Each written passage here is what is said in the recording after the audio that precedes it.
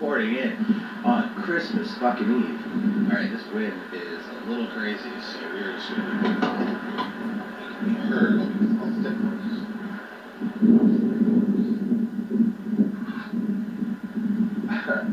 Oh man, you know what I'm gonna do off camera? I'm gonna try to light this cigarette off camera. And first, I thought we should be done.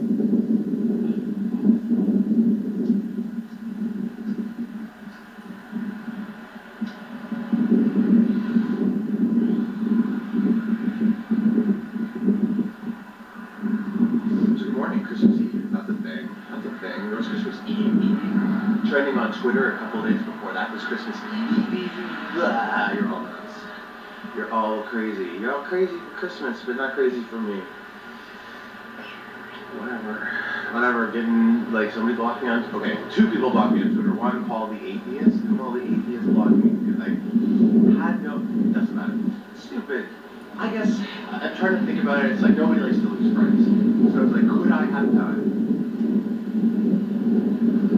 something different? Because I put effort into befriending and convincing Paul the atheist that he might be called the agnostic, if not called the believer. But, I don't know, I jumped into some other argument that wasn't my argument. I don't know, whatever. And then Joel Osteen, you're on notice.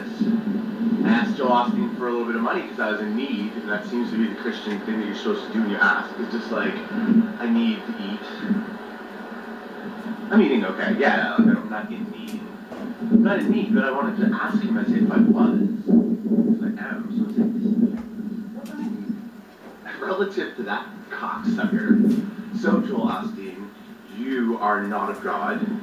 Not that I get to determine it, but like my determination for myself is you are not of God.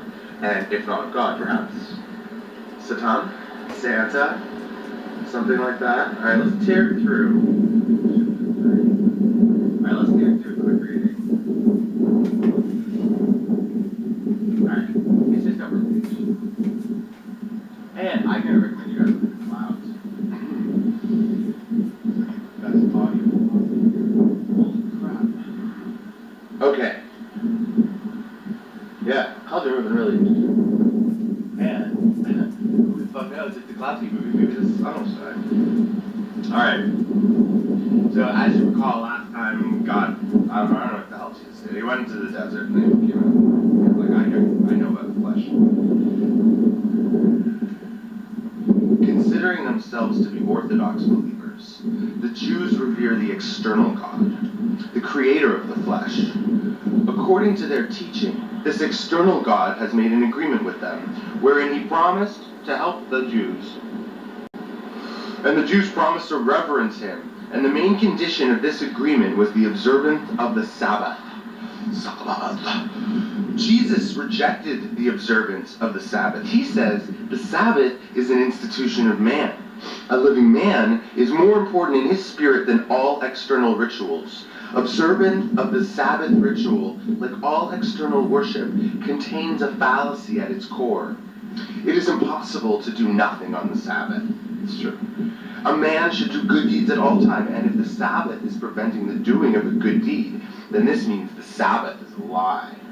The Orthodox Jews considered another condition of this agreement to be the avoidance of interaction with non-believers. To this, Jesus says that God does not want sacrifices from people, but love between them. They considered one more condition of this agreement to be the rules of ablution and purification. Addressing this, Jesus states that God does not demand external purity, but demands only charity and love towards other people.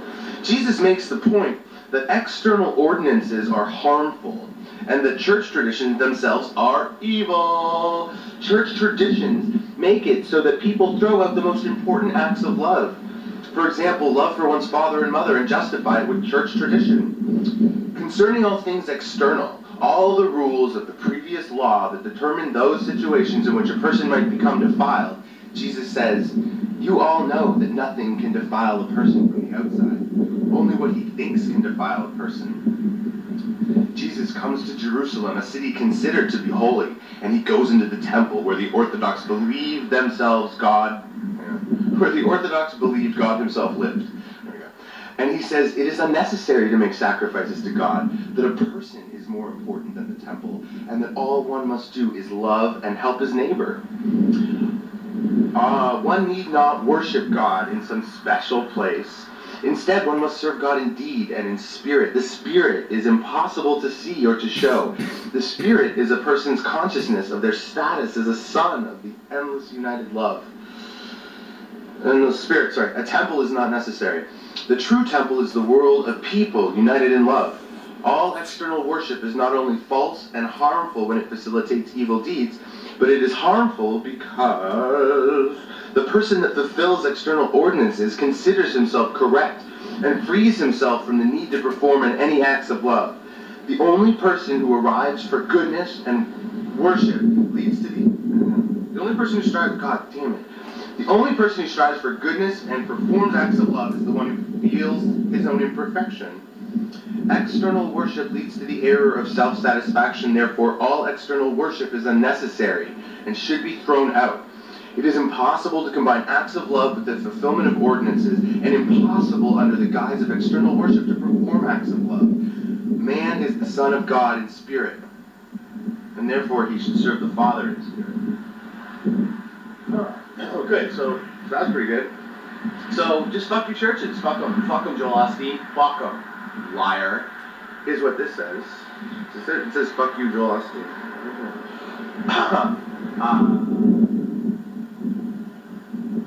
Yeah, I feel like most atheists are just like pissed off at churches because they're dicks.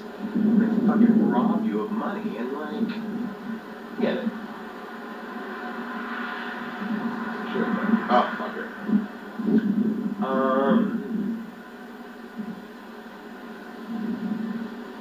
So, but then Jesus rolled into town and he was like, hey, all you people who have had assumptions for years, for this incredibly long period of time about your relationship to God, and he's like, nah. So of course he got killed.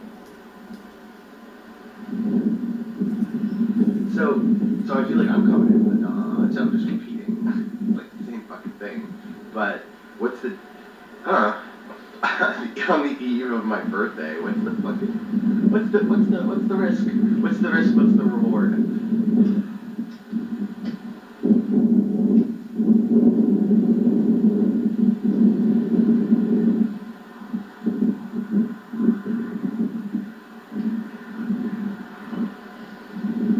Nice. That's great.